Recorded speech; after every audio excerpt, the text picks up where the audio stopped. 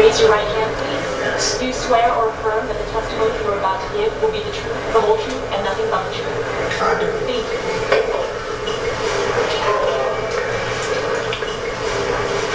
Could you please state your full name for the record? Yes, Tupac Amaru Shakur. Okay. And what is your age and your resident address? I just turned 24, June 16th. I'm living in Decatur, Georgia. Okay. How'd you get interested in music?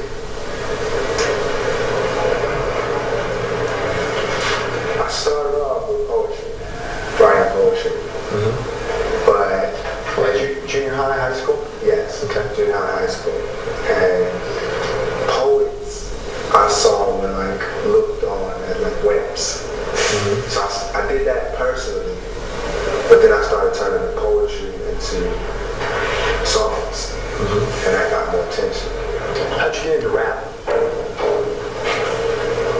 It is in my opinion that I was rapping while I was writing poetry. Okay. And so I was into rap, I guess you could say, from junior high when I wrote my first poem. Mm-hmm. And after I heard on the radio that there were other poets who made records and they were selling and it was working, then I decided to change the method of my poetry. How do you define rap? What constitutes rap? That's what it is, it's poetry. To me, it's storytelling, poetry. To music with a beat?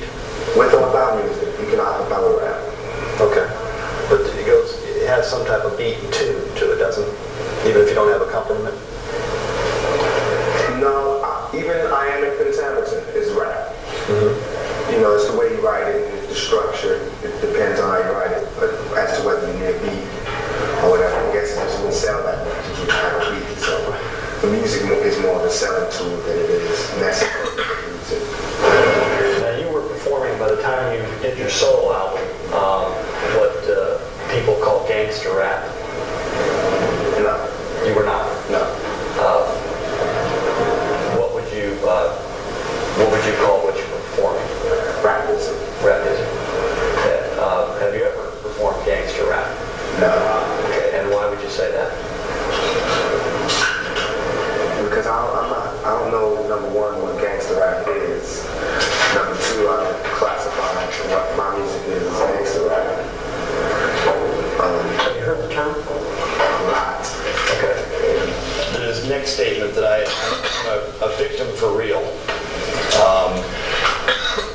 I really got my ass beat. I really don't like police. I didn't say that. Where you at right there? Oh, I didn't say that. That's not what it says. Okay. It says, I'm a victim for real. Everything I talk is for real. I really got my ass beat. I really don't like them. The interviewer wrote police. Did you mean police? No. What did you mean? I don't like crooked police. Okay. So you feel okay about other police? Feel okay? You like other police? You just don't like I like police? Is that your police. statement? I like everybody that just does their job. I mean, it depends on, I don't know, personally. If I meet someone that's kind-hearted, that's true, and that's fair, then I like them. Because especially in a position like that, somebody is in a position where they have to put their life on the line and they can still be fair to everybody they meet. I definitely like that. I admire that. Are you aware of any others who had shot policemen, especially teenagers who shot policemen after listening to your music? After allegedly listening to your That's right, after allegedly listening. They said they listened to your music. No. And that's what caused them to do it. But none of them ever said this until you guys started saying this. So I put it all on the news and had Dan Quayle say it. I'm asking you, are you aware of any others? No. Ones I asked. No. Okay. When did you first start getting fan mail? Remember what year? No, I don't. I hear you say that you also receive unfavorable mail. Yeah, like this. I got a lot of mail from y'all. And, From fans? no, from y'all. Lawyers.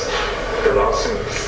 From anybody anybody else? Did you ever receive unfavorable mail? Out of my whole career, I believe I got 5 pieces of hate mail. Probably like a lot of all of the mail I've ever gotten, I've only got about 5 pieces, maximum.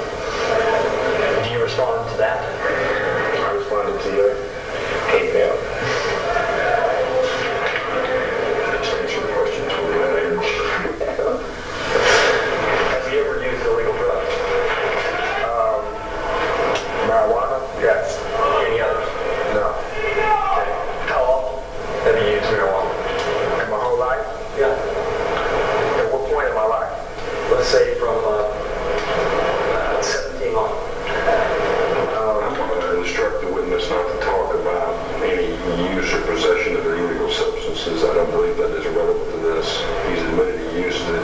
I think it's absolutely relevant. You're trying to make him out to be a choir boy, and I want to see what he's really done. I haven't made him out to be anything. You're trying to make me out to be a devil. Is it your intention to try to get young black people to be violent to police? No. Were you trying to provoke anybody to do anything particular? Were you trying to provoke or trying to get people to do things? Yes. Tell us what. You should have.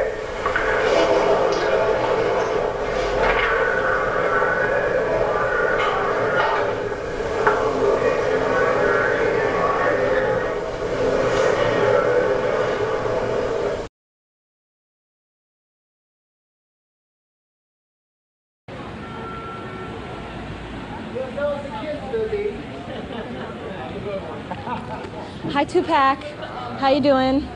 Can you tell me how you doing today? Well, I just had to listen to the prosecution's closing argument, and it was just so far from the truth that it really just has me drained at the end of the day. But I'm leaving it in the hands of the jury. I'm learning a lot about people's innermost fears in this trial, because it's not even about my trial no more. It's just about loud rap music, tattoo having thugs. It's not even about me no more. It's about, some nightmare that these people having. She's talking about thug life and all that, trying to...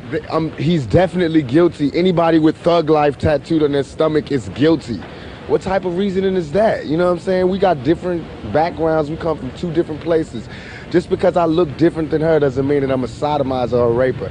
They've said it in the... I can't understand why it's this close. They talking about there's no evidence that I ever sodomized her, even though you put that all over the paper. And every time they take a quote out of this courtroom, they take a quote from out of her mouth, which is, the stuff to put me in jail. It's nothing that's been true. I just want print the facts so everybody can sort it out. My life is ruined because nobody has a chance to get the facts. And the fact is that there was no semen found. No semen found, no forcible entry, no entry into the anal, no nothing, none of that. And no fingerprints on the gun. No fingerprints on the guns, you know what I'm saying? The only time ever there was an act of sodomy, she admitted she did it to me. I should be, putting charges on this girl who sodomized me on the floor of a dance club.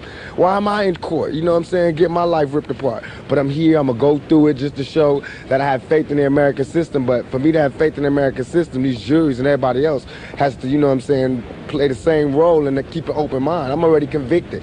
My whole life has been turned around. I lost every job. I lost everything, every opportunity. I can't get buy cars, can't get rent, can't get none of that. But I'm still a survivor. I'm still coming to court, still smiling, still signing autographs. But soon I'm gonna go crazy.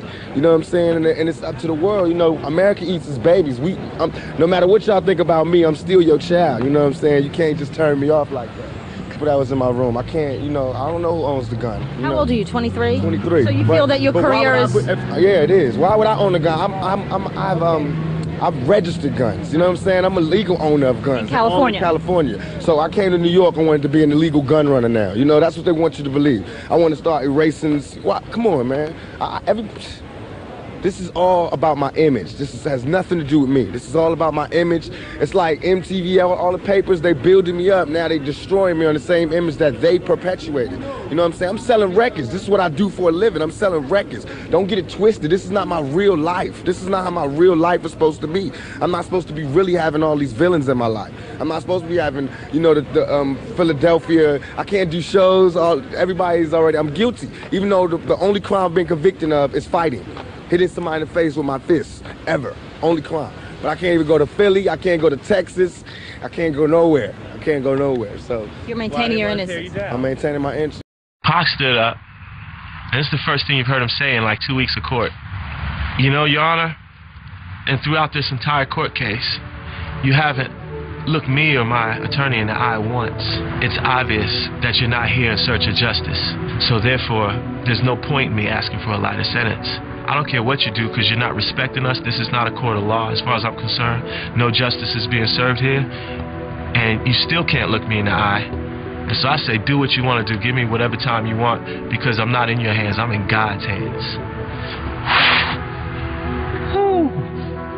You can cut the tension in the courtroom with a knife. It moved the whole side of the prosecution. I didn't say it like Pac said it. The way Pac said it, everybody's eyes in the courtroom watered up. Nobody could speak for a minute.